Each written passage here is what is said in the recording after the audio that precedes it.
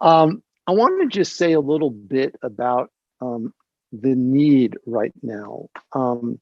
Before the pandemic, in a large study done in the US, 76% of adults reported themselves to be either moderately or severely lonely. Other research shows that distractibility is dramatically increasing, and I'll show some evidence of that in a few minutes. Rates of attention deficit and hyperactivity disorder are skyrocketing among our youth. If you look at the rates of major depression over the last 5 years pre-pandemic, they're in a very large database maintained by the Center for Disease Control. The rates have increased among women by 33% over the last 5 years. During the pandemic, a recent paper published within the last month shows that the rates of depression in certain age groups in the US have tripled during the pandemic. And the pandemic has exacerbated many of these trends. If you look at rates of depression in teenagers, you see the same thing, and the trends are extremely disturbing. In the US today, there's more than one suicide every day among teenagers. In the last year for which there are data, there are more than 50 suicides I think it was for 2018 in the United States.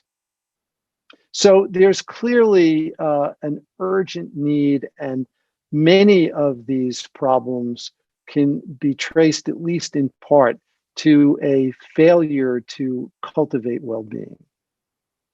So we need to do everything we can to bring strategies which can be used upstream preventatively to help address this need.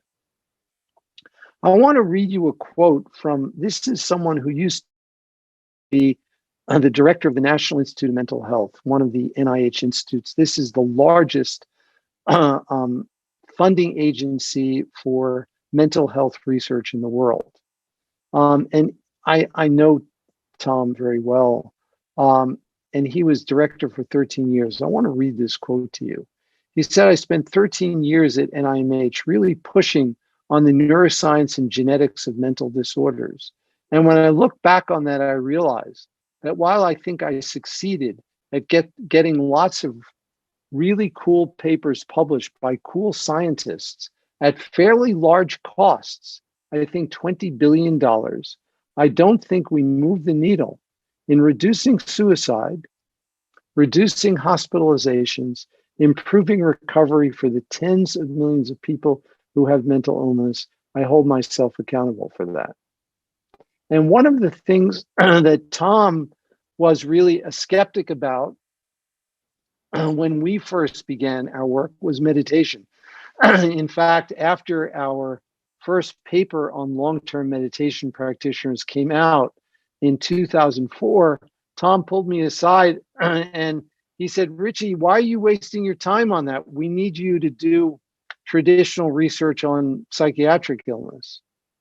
And fast forward 10 years, 2014, both of us were in a dialogue together in Davos, Switzerland at the World Economic Forum, talking about the importance of mindfulness. And this is just one of several data points to suggest that there has been a lot of movement in the mainstream scientific community around this.